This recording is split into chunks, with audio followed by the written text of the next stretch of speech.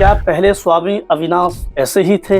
बिल्कुल, हम बिल्कुल नॉर्मल थे। फिर क्या परिवर्तन, आपको क्या लगा कि मुझे ये विद्या सीखनी है, ये सिद्धियां लेनी है? ये पहले से ही ईश्वर ने फिक्स कर रखा था। अब मैं तो इन चीजों को मानता भी नहीं। अब हमारे फादर करते थे ये काम। मैं कभी गांव में मिलने जाता था उनसे जी।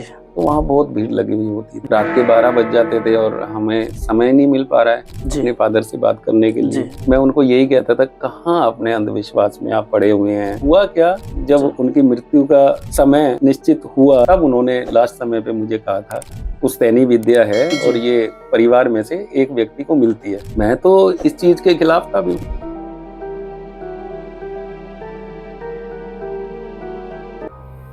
नमस्कार, मैं हूं सुरेंद्र कुमार और आप देख रहे हैं हमारा खास पॉडकास्टिंग, जिसमें आज हमारे साथ हैं स्वामी अविनाश महाराज जी, गढ़गंगा वाले।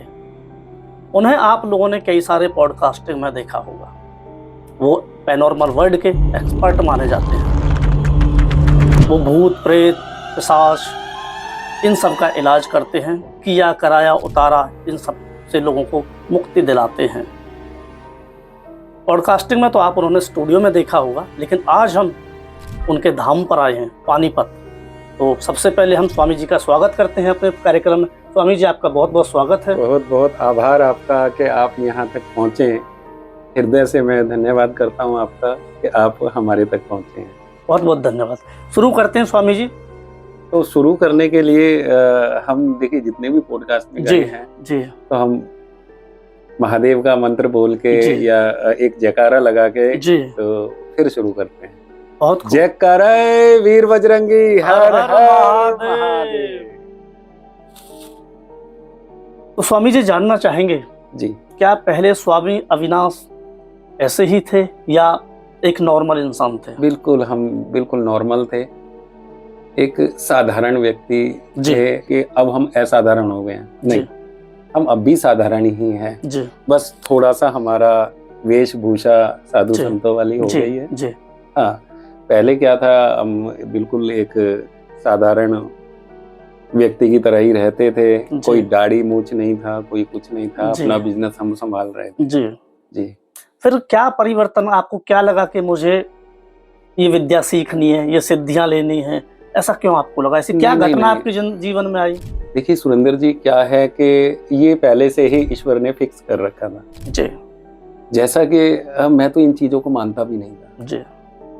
अब हमारे फादर करते थे ये काम। जी। वैसे हमारा पुश्तैनी जो दादा परदादा के टाइम से है। अच्छा। तो हमारे फादर करते थे और मैं कभी गांव में मिलने जाता था उनसे। जी। होली या दिवाली, तो वहाँ बहुत भीड़ लगी हुई होती थी। जी। पहले आप कहीं बाहर रहते थे? हाँ, हम पानीपत में रहते थे। अच्छा, आप पानीपत में शुरू से रहते हैं? जी। और जो हमारे फादर हैं वो गढ़गंगा रहते थे। जी। गढ़गंगा के पास कोई गांव है। जी।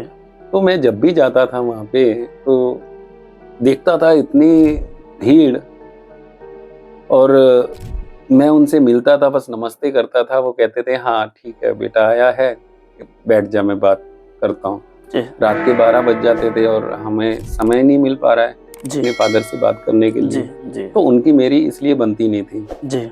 मैं उनको यही कहता था, कहाँ अपने अंधविश्वास में आप पड़े हुए हैं। अच्छा। क्यों लोगों का पागल बना रहे हैं। तो देखिए, आज मैं ये समझता हूँ कि मैं क्या कहता था अपने पिताजी से। इस तरह की बातें करता था, क्या उनका मन दुखी नहीं होता होगा? क्या उनको ठेस नहीं पहुंचती होगी कि मेरा खुद का पुत्र और इस तरह की बातें कर रहा है, अंधविश्वासी बोल रहे हैं मुझे। जी।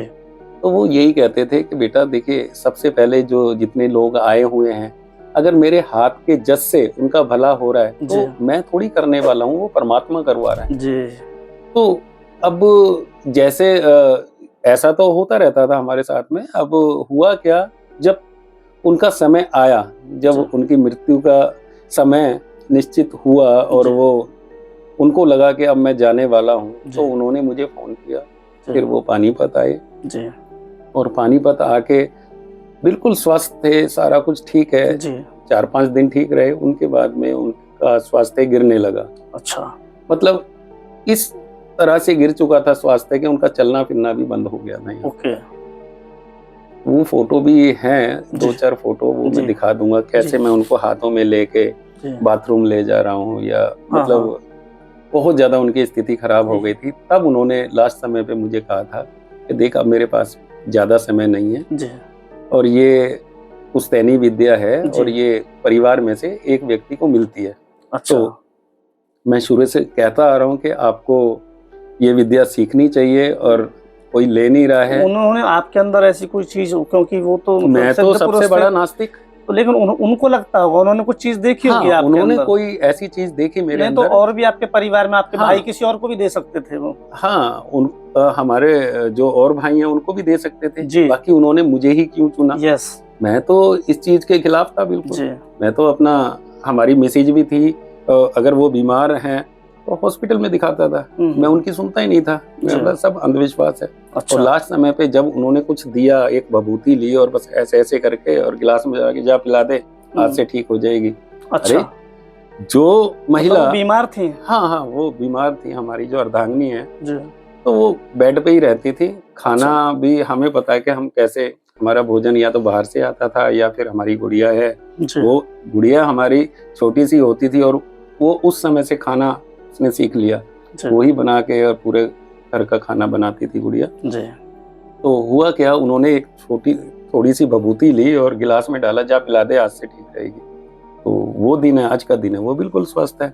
बस क्या ये बात। बोला था कि वैष्णो देवी चले जाना, वहाँ दर्शन कराना। अच्छा। हाँ। फिर आप गए वैष्णो देवी। हाँ, वैष्णो देवी गए और वहाँ पे हम दर्शन फिर तब करके से आए। आप मानने लगे? नहीं, मैंने फिर भी नहीं माना। अच्छा, फिर भी नहीं माने? मैंने फिर भी अपने फादर को कहा कि ये आपका तुक्का लगा है। अच्छा। देखिए अब मैं क्या करूं, जब हाँ। मेरी मानसिकता ही ऐसी थी जी। तो मैं क्या करूं। तो मैंने उनको ये कहा कि ये समय इसका ठीक होने का था और आपका तो तुक्का लगा, आपने भभूति दे दी और ये ठीक हो गई। क्या बात तब भी नहीं माना मैंने। हाँ। और जब लास्ट समय पे, जब उनकी मृत्यु होने वाली थी, 1-2 दिन ही बचा था, जी। तब उन्होंने कहा कि ले मेरे हाथ पकड़।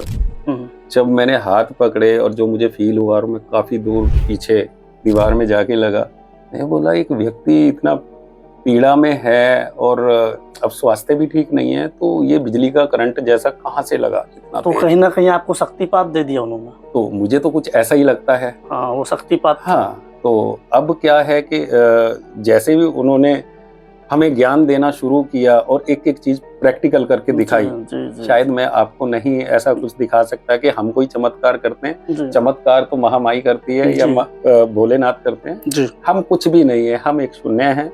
हमें तो इतना भी ज्ञान नहीं है कि वो परमात्मा हमें किस तरह से चला रहा है। जी। तो ये हमारे फादर ने हमें ज्ञान दिया था, जो कि आज हम उसी समय से, जब उनकी मृत्यु हो गई और सारा उनका संस्कार भी हो गया, सब कुछ, उसके बाद में अचानक से 1 महीना तो मैं ठीक रहा। जी। 1 महीने के बाद एकदम से मेंटेलिटी चेंज हो गई, बदल गई। जी। हुआ क्या कि अगर ऑफिस जा रहा हूँ, अपने जो लड़के काम कर रहे हैं उनसे भी, जो गलती भी कर रहा है ना, करता रहे भाई, मुझे क्या मतलब है। कुछ कोई नुकसान कर रहा है, कोई कुछ कर रहा है, भाई करते रहो, मुझे कोई मतलब नहीं है। और एकदम से धीरे धीरे बदलाव आना शुरू हुआ। व्हाइट कुर्ते पजामे पहनने शुरू कर दिए। दाढ़ी है तो कटवानी नहीं बिल्कुल भी, हल्की हल्की दाढ़ी आई, फिर और बड़ी आई, फिर और बड़ी आई, आज यहाँ तक आ गए कि पूरे साधु संत बन गए। तो इससे आगे जब आप इस पैनोर्मल वर्ल्ड में कैसे आए आप?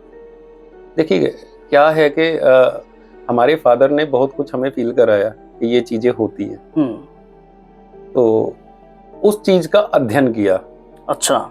उन्होंने बहुत सारी चीजें बताई, जैसे कि कामाख्या जाओ, या वो वहाँ मायाऊं में जाते थे, वहाँ का एड्रेस दिया उन्होंने। मतलब उसी समय हमें दे गए थे जब उनकी मृत्यु होने वाली थी, और बोला कि यहाँ कलकत्ता जाओ, दक्षिणेश्वर काली जाओ, काली घाट की काली जाओ, और उज्जैन जाओ, 64 योगिनी जाओ, बहुत सारे तंत्र सिद्धियां जहाँ से प्राप्त होती हैं। उन्होंने बताया कि ऐसा नहीं है कि मैंने दे दिया है तो अभी से ये काम करेंगे, तो वहाँ जाके मेहनत करनी पड़ेगी, साधना करनी, हाँ, साधना करनी पड़ेगी। और साधना के साथ साथ में हम अध्ययन भी करते थे इन चीजों पे। अगर कहीं कोई कुछ, कहाँ गए आप?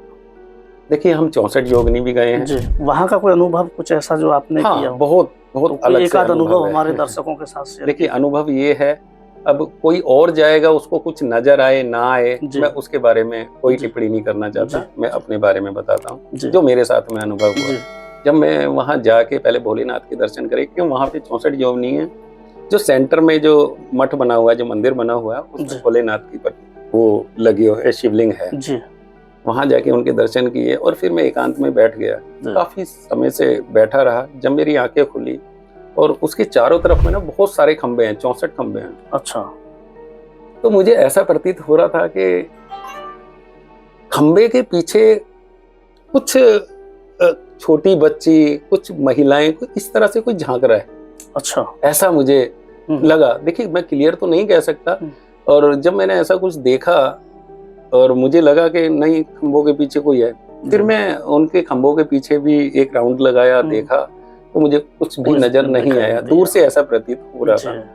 और हुआ क्या कि फिर मैं ध्यान पे बैठ गया। अब ध्यान पे जो हम यहाँ केंद्रित करते हैं, जैसे भी हमें साधना बताई हमारे बुजुर्गों ने, तो आंख बंद करें तो कुछ और ही नजर आए, कुछ और ही एक ऐसा लगे कि जैसे हम कुछ मोबाइल नहीं देखते और उसमें ब्लैक एंड व्हाइट कुछ नजर आता है, इस तरह से नजर आना शुरू हो गया। तो बहुत कुछ वहां से मिला है, वो मैं कैमरे पे नहीं बता सकता। जी।